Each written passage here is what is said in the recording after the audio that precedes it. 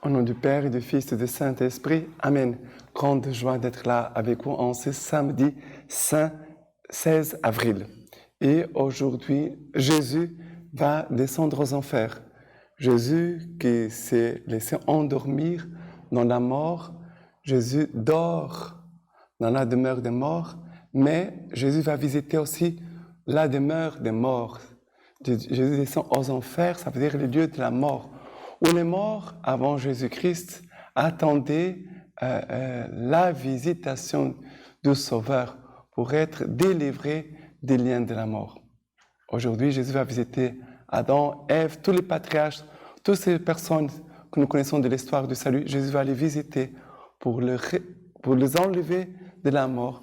Et Jésus ouvre les portes du paradis. Jésus ouvre pour nous la vie éternelle. Nous allons prendre les lectures de cette vigile pascale. La première lecture d'aujourd'hui, c'est Genèse chapitre 1er à partir du verset 1. Au commencement, Dieu créa le ciel et la terre. Or la terre était vide et vague. Les ténèbres couvraient l'abîme et un souffle de Dieu agitait la surface des eaux. Dieu dit, que la lumière soit, et la lumière fut. Dieu vit que la lumière était bonne, et Dieu sépara la lumière des ténèbres. Dieu appela la lumière jour, et les ténèbres nuit. Il y a eu un soir, il y a eu un matin, premier jour. Dieu dit, qu'il y ait un firmament au milieu des eaux, et qu'il sépare les eaux d'avec les eaux, et il en fut ainsi. Dieu fit le firmament, qui sépara les eaux qui sont sous le firmament d'avec les eaux qui sont au-dessus du firmament. Et Dieu appela les firmaments ciel. Il y a eu un soir, il y a eu un matin, deuxième jour. Dieu dit que les eaux qui sont sous le ciel s'amassent à un seul endroit et qu'apparaissent les continents. Il en fut ainsi. Dieu appela les continents terre et la masse des eaux mer. Et Dieu vit que cela était bon. Dieu dit que la terre verdisse de verdure, des herbes portant semences et des arbres fruitiers donnant sur la terre selon leur espèce de fruits, contenant leurs semences. Il en fut ainsi. La terre produisit de la verdure, des herbes portant semences selon leur espèce, des arbres donnant selon leur espèce, et des fruits contenant leurs semences. Et Dieu vit que cela était bon. Il y a eu un soir, il y a eu un matin, troisième jour. Dieu dit, qu'il y ait des lumières au firmament du ciel pour séparer le jour et la nuit, qui servent de signes, tant pour les fêtes que pour les jours et les années. Qu'il soit des luminaires au firmament du ciel pour éclairer la terre. Il en fut ainsi. Dieu fit les deux luminaires majeurs, le grand luminaire comme puissance du jour et les petits luminaires comme puissance de la nuit et les étoiles. Dieu les plaça au firmament du ciel pour éclairer la terre, pour commander au jour et à la nuit, pour séparer la lumière et les ténèbres. Et Dieu vit que cela était bon. Il y a eu un soir, il y a eu un matin, quatrième jour. Dieu dit que les eaux grouillent dans grouillement d'êtres vivants et que des oiseaux volent au-dessus de la terre contre le firmament du ciel. Il en fut ainsi.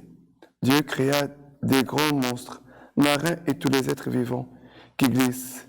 Les eaux les firent grouiller selon leur espèce, et toute la jante ailée selon son espèce. Et Dieu vit que cela était bon.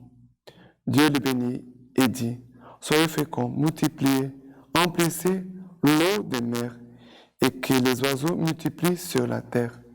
Il y a eu un soir, il y a eu un matin, cinquième jour. Dieu dit que la terre produise des êtres vivants selon leur espèce, bestioles, bêtes sauvages selon leur espèce. Il en fut ainsi. Dieu fit les bêtes sauvages selon leur espèce, les bestiaux selon leur espèce, et toutes les bestioles du sol selon leur espèce. Et Dieu vit que cela était bon. Dieu dit, faisons l'homme à notre image, comme notre ressemblance, et qu'il domine sur les poissons de la mer, les oiseaux du ciel, les bestiaux, toutes les bêtes sauvages et toutes les bestioles qui rampent sur la terre. Dieu créa l'homme à son image. À l'image de Dieu, il le créa. Hommes et femmes, il les créa. Dieu les bénit et leur dit, soyez féconds, multipliez, emplissez la terre et soumettez-la. Dominez sur les poissons de la mer, les oiseaux du ciel et tous les animaux qui rampent sur la terre. Dieu dit, je vous donne toutes les herbes portant semences, qui sont sur toute la surface de la terre, et tous les arbres qui ont des fruits portant semences. Ce sera votre nourriture. À toutes les bêtes sauvages, à tous les oiseaux du ciel, à tout ce qui rampe sur la terre et qui est animé de vie, je donne pour nourriture toute la verdure des plantes. Il en fut ainsi. Dieu vit tout ce qu'il avait fait. Cela était très bon. Il a eu un soir, il a eu un matin, 6e jour. Ainsi furent achevés le ciel et la terre, avec toute leur armée. Au 7e jour, Dieu avait terminé tout l'ouvrage qu'il avait fait. Et le 7e jour, il chôma après tout l'ouvrage qu'il avait fait. Il a eu ici plusieurs choses. Au début, Dieu a créé la lumière. Et la lumière fut. Dieu est lumière. Dieu est lumière. Et la première chose que Dieu a créée, c'est la lumière. Mais cette lumière ici sont les êtres célestes, les anges. C'est vrai qu'après, il y a eu des anges qui sont révoltés contre Dieu et sont éloignés de Dieu, du projet de Dieu. Mais Dieu est lumière. Et tout ce que Dieu veut, c'est de faire manifester toute sa lumière. Dieu est lumière et ce qui vient de lui vient de cette lumière, non pas des ténèbres. Première chose, Dieu est lumière. Tout ce qui vient de Dieu vient de sa lumière. Deuxième chose, Dieu va créer l'homme et la femme. Dieu les créa à son image et ressemblance. Mais le péché va casser cette ressemblance. L'image, c'est quelque chose qui ne change pas parce que la marque de Dieu dans notre âme, mais la ressemblance va être blessée à cause du péché. Et l'Esprit Saint, Dieu va nous donner, c'est pour refaire cette beauté originelle que le péché avait détruit. Dieu a créé tout en 6 jours, 7e jour, Dieu va se reposer, mais Dieu va faire une œuvre de récréation, que ça va être le 8e jour, ça veut dire le jour de la résurrection. Voilà, première chose que je voulais introduire. Aujourd'hui, nous allons suivre que seulement les lectures, non pas les psaumes, Deuxième lecture d'aujourd'hui, c'est Genèse chapitre 22, à partir du verset 1. Après ces événements, il arriva que Dieu éprouva Abraham et lui dit, « Abraham, il répondit, « Me voici. » Dieu dit, « Prends ton fils, ton unique, que tu chéris, Isaac, et va-t'en au pays de Moria. Et là, tu l'offriras en holocauste sur une montagne que je t'indiquerai. » Abraham se leva tôt, sella son âne, et prit avec lui 2 de ses serviteurs et son fils Isaac. Il fendit le bois de l'holocauste et se mit en route pour l'endroit que Dieu lui avait dit. Le 3e jour, Abraham leva les yeux, vit l'endroit de loin. Abraham dit à ses serviteurs, « Demeurez ici avec l'âne. Moi et l'enfant, nous irons jusque là-bas. Nous adorerons et nous reviendrons vers vous. » Abraham prit le bois de l'holocauste et le chargea sur son fils Isaac. Lui-même prit en main le feu et le couteau, et ils s'en allèrent tous deux ensemble. Isaac s'adressa à son père Abraham et dit, « Mon père !» Il lui répondit, « Me voici, mon fils. » Il reprit, « Voici le feu et le bois, mais où est l'agneau pour l'holocauste ?» Abraham répondit, « C'est Dieu qui pourvoira à l'agneau pour l'holocauste, mon fils. » Ils s'en allèrent tous deux ensemble.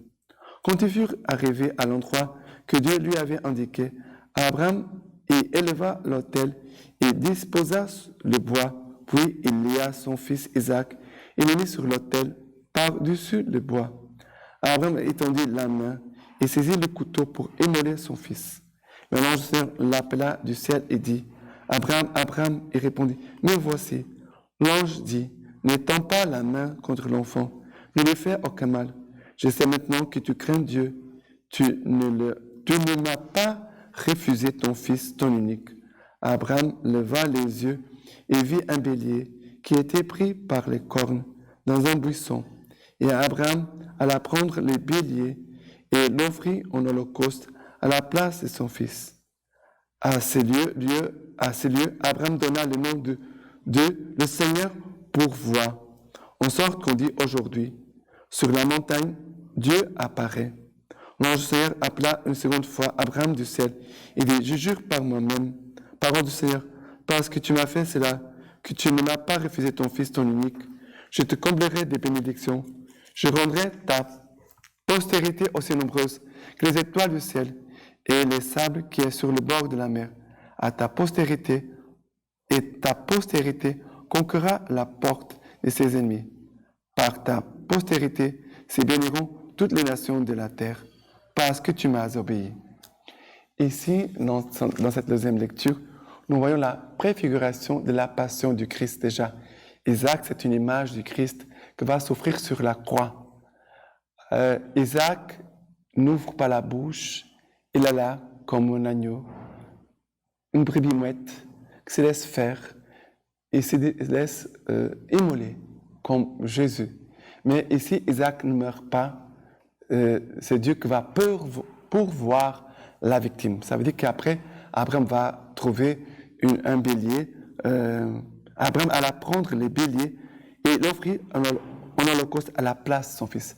Ces béliers, c'est Jésus-Christ qui va prendre notre place. Isaac, ça représente aussi chacun de nous qui allait mourir à cause de nos péchés, du péché originel, et aussi à cause de tous nos péchés.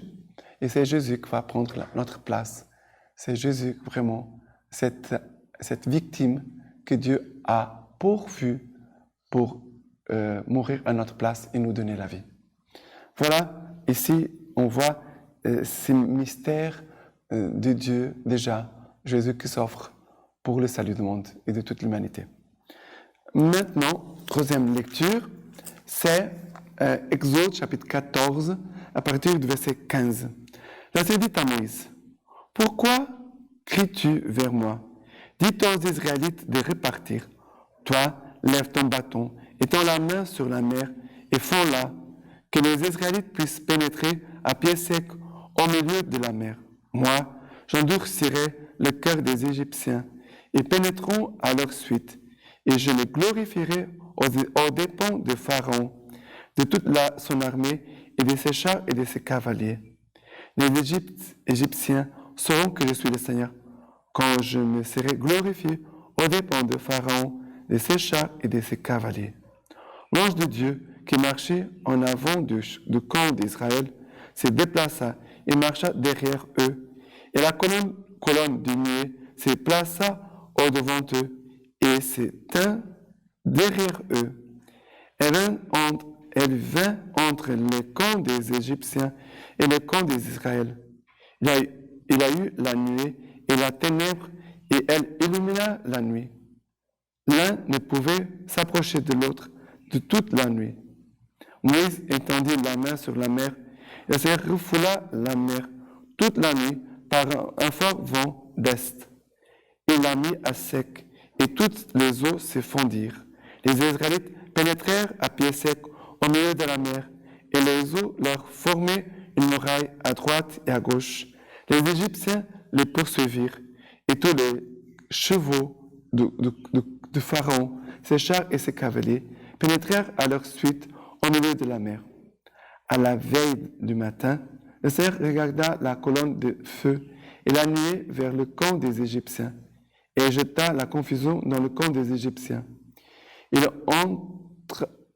enraya les roues de leurs chars, qui n'avaient plus qu'à qu'avancer plus qu'à grande peine.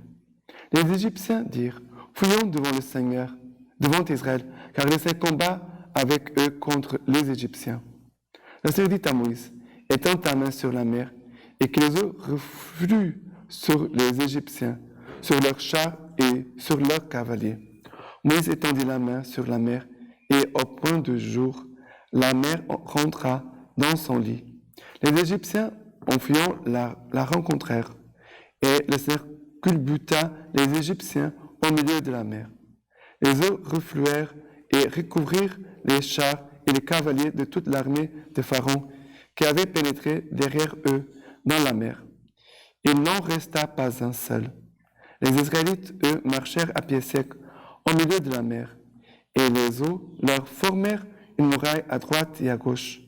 Ce jour-là, le Seigneur sauva Israël des mains des Égyptiens, et Israël vit les Égyptiens morts au bord de la mer. Israël vit la prouesse accomplie par le Seigneur contre les Égyptiens. Le peuple craignit le Seigneur, il crut dans le Seigneur et en Moïse son serviteur. Alors Moïse et les Israélites chantèrent pour le Seigneur. Je chante pour le Seigneur, car il s'est couvert de gloire. Il a jeté la mer, cheval et cavalier. Et ici, nous voyons cette image aussi de Jésus qui va nous délivrer de l'esclavage du péché. Cette mer rouge par laquelle passent les peuples d'Israël, à pied sec, sans toucher la mort, ça veut dire que nous passons dans cette mer qui représente la passion de Jésus-Christ. La mer représente le sang, la mort, le crucifixion de Jésus-Christ. Nous passons par cette mer, nous ne touchons pas la mort. Et de l'autre côté, ça veut dire, en pénétrant dans cette mer, et c'est aussi symbole de notre baptême, nous laissons derrière nous quoi? L'esclavage, nous laissons derrière nous la mort et nous retrouvons la vie, la liberté, le salut. Image de la passion du Christ, image du baptême. Parce que c'est cela les fruits de notre baptême. Et nous devenons enfants de Dieu, enfants de l'Église, délivrés de tout péché, du péché originel. Et la grâce nous donne la force, nous fortifie la grâce sanctifiante pour que nous puissions mettre toute notre force, toute notre capacité au service du bien et de ce qu'est la volonté de Dieu pour nous.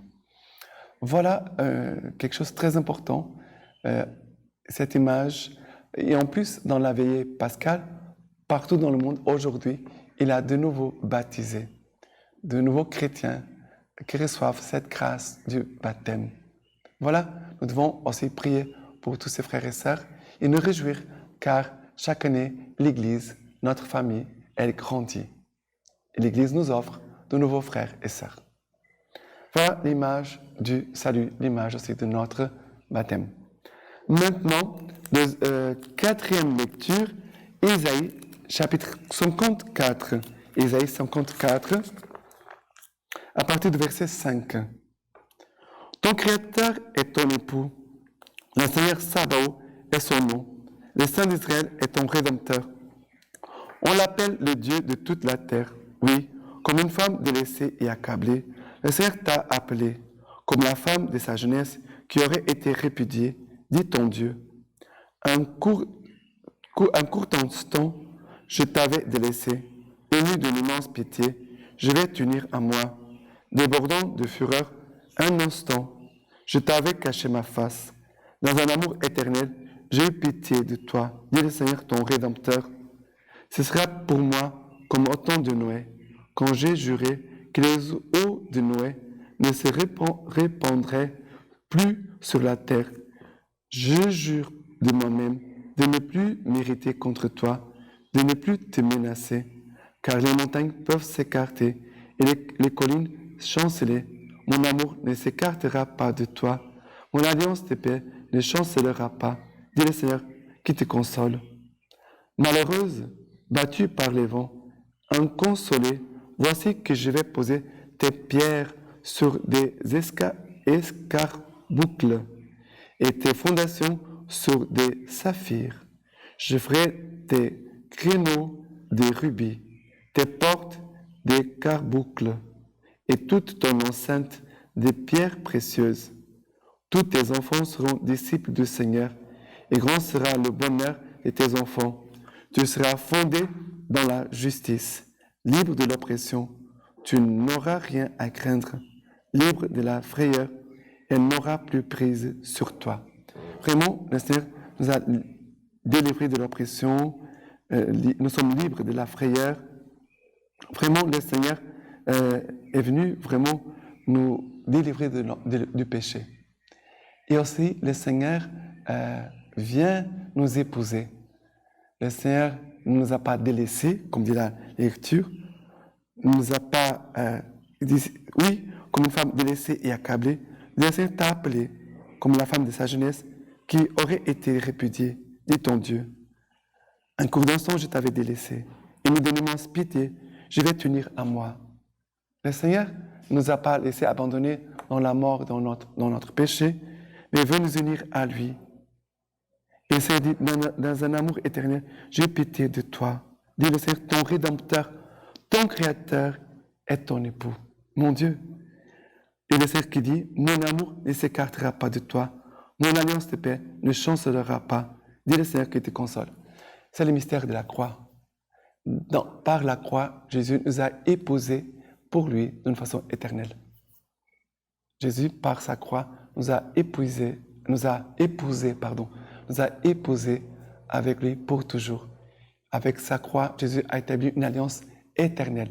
Non pas seulement un amour éternel, mais aussi une alliance qui est éternelle.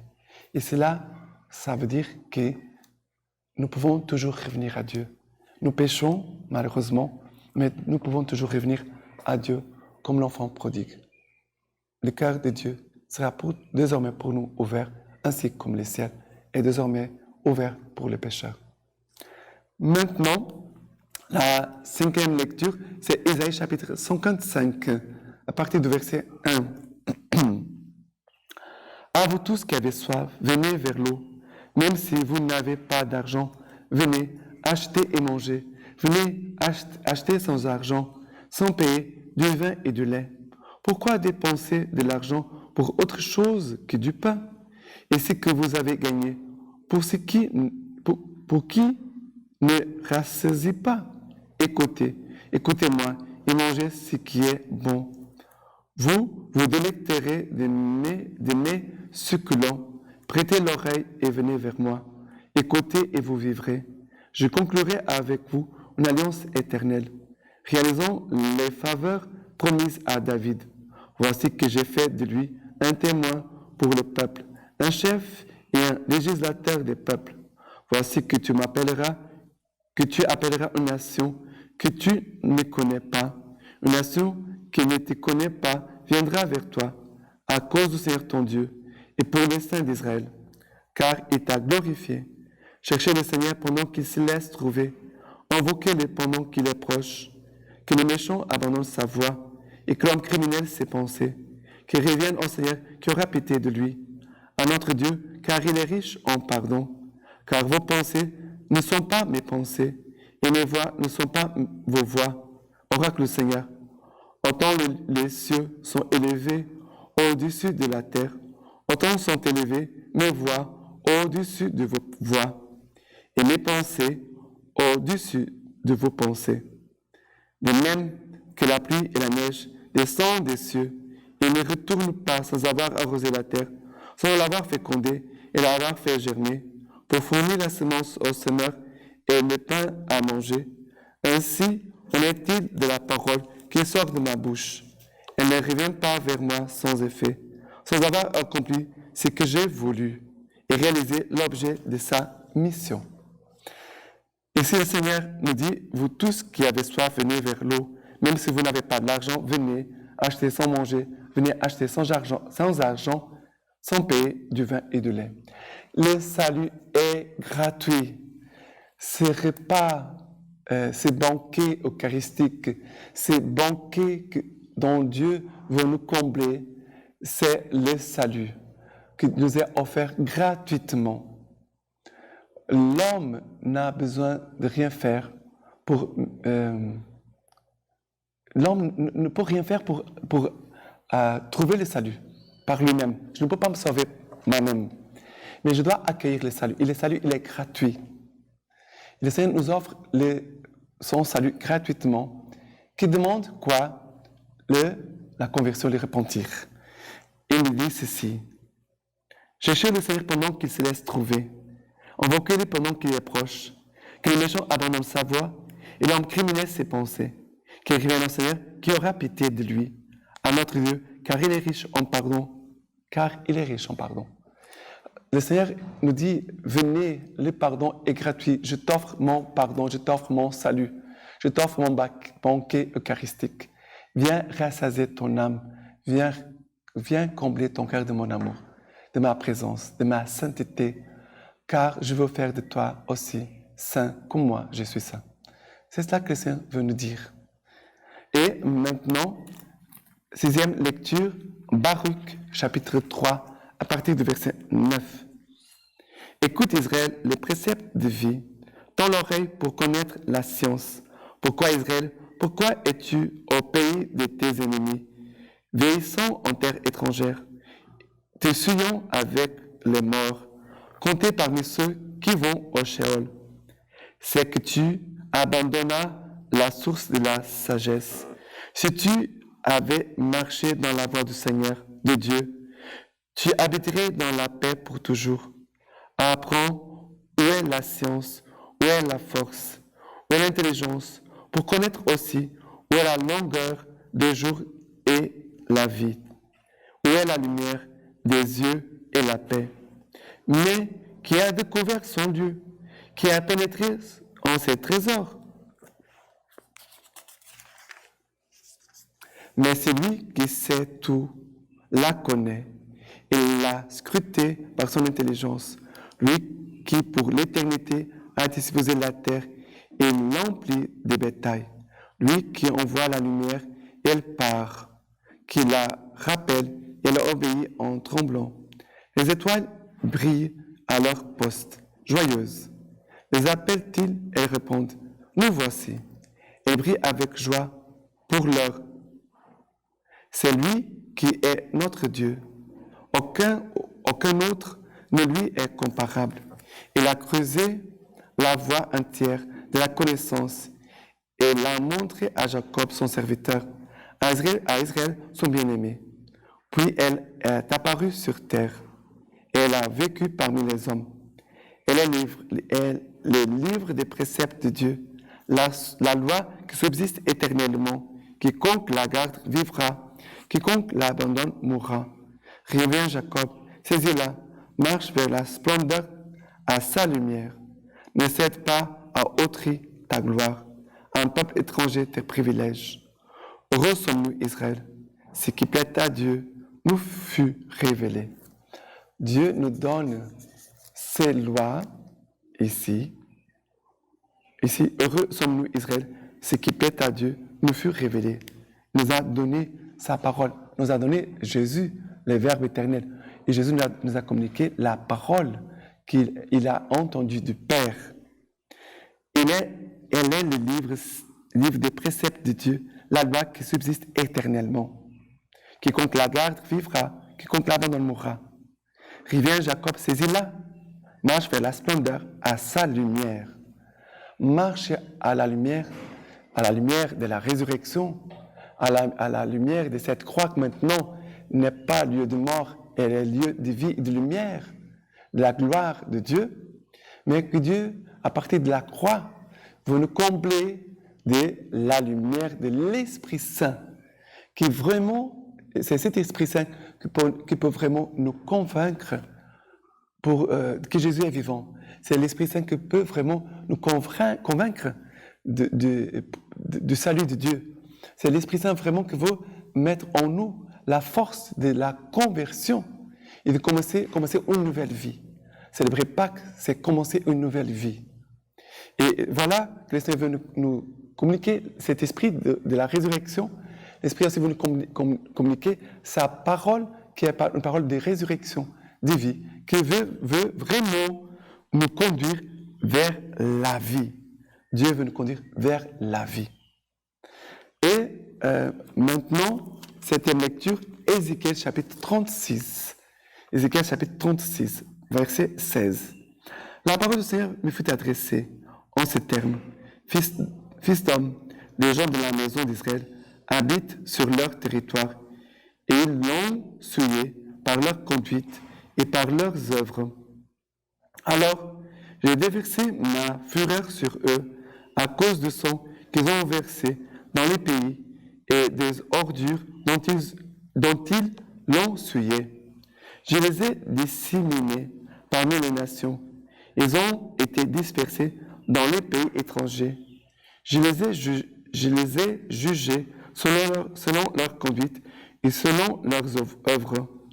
Et parmi les nations où ils sont venus, ils ont profané mon saint nom, faisant dire à leur sujet, c'est le peuple du Seigneur, ils sont sortis de son pays. Mais j'ai eu égard à mon saint nom, que la maison d'Israël a profané parmi les nations où elle est venue. Eh bien, dis à la maison d'Israël, ainsi parle le Seigneur Dieu, ce n'est pas à cause de vous que j'ai agi de la sorte, maison d'Israël, mais c'est pour mon saint nom que vous avez profané. Parmi les nations où vous êtes venus, je sanctifierai mon grand nom qui a été profané parmi les nations, au milieu desquelles vous l'avez profané.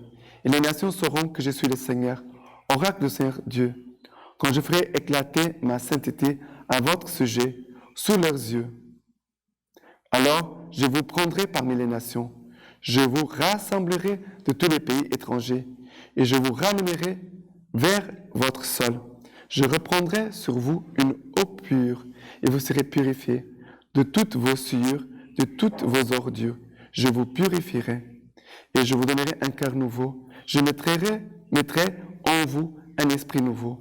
J'ôterai de votre chair le cœur de pierre, et je vous donnerai un cœur de chair. Je mettrai mon esprit en vous, et je ferai que vous marchiez selon mes lois, et que vous observiez et pratiquiez mes coutumes. Vous habiterez les pays que je donnais à vos pères. Vous serez mon peuple, et moi, je serai votre Dieu. C'est magnifique en entendant toutes ces lectures à partir de la création, après Abraham et tous ces personnages, tous ces chemins de salut. Nous avons parcouru toute l'histoire de salut jusqu'à ce moment où Dieu dit qu'il veut recréer en nous. C'est le 10e jour, le jour de la résurrection. Jésus aussi veut nous ressusciter. Et en nous ressuscitant, ça veut dire qu'est-ce que Dieu veut produire en nous? Qu'est-ce que les fruits de la résurrection en nous? Je vous donne Jésus qui dit, on pourrait dire Jésus, mais bien sûr, ici c'est l'Ancien Testament. Je reprendrai sur vous une eau pure, et vous serez purifiés. De toutes vos souillures et de toutes vos ordures, je vous purifierai. Je vous donnerai un cœur nouveau, je mettrai en vous un esprit nouveau, j'ôterai de votre chair le cœur de pierre, et je vous donnerai un cœur de chair. Je mettrai mon esprit en vous, et je ferai que vous marchiez selon mes lois, et que vous observiez et pratiquiez mes coutumes. Et après, il dit, voilà, c'est le cœur nouveau. C'est la résurrection, un cœur nouveau et un esprit nouveau en nous. Je ne suis plus le même. Je suis une nouvelle créature. Je suis une nouvelle créature. 8e jour, la résurrection, c'est notre récréation aussi. Dieu veut nous recréer à nouveau. Ici, c'est la nouvelle création.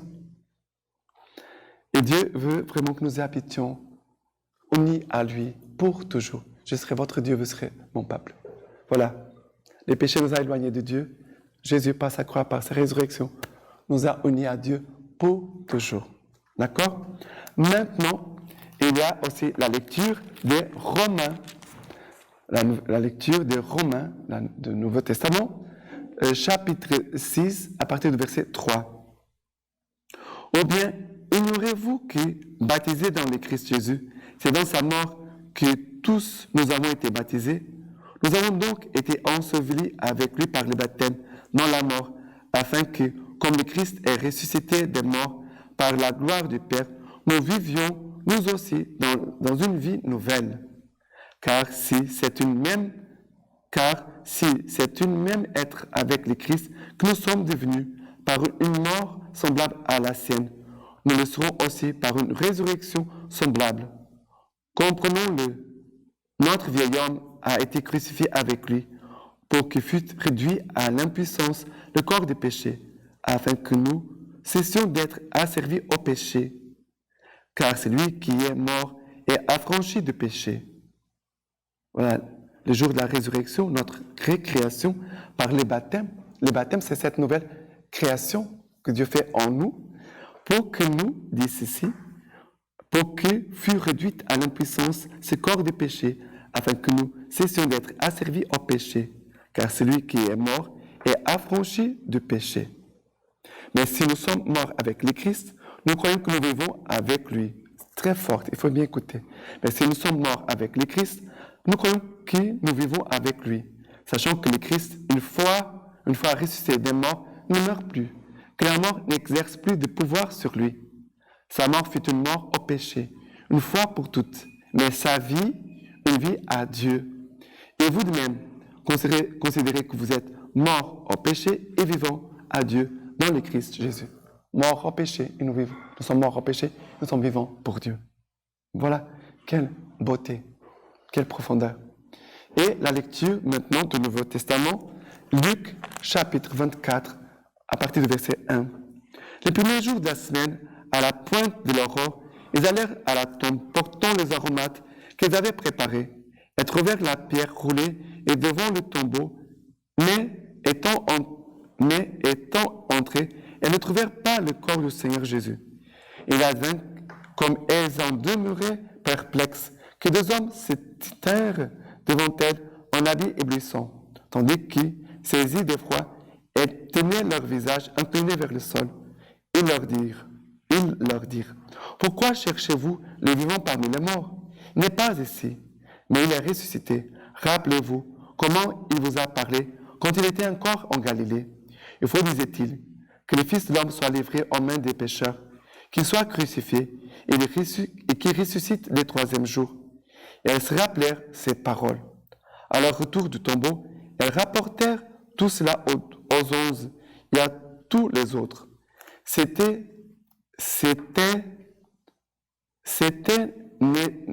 N'avait pas donné son assentiment.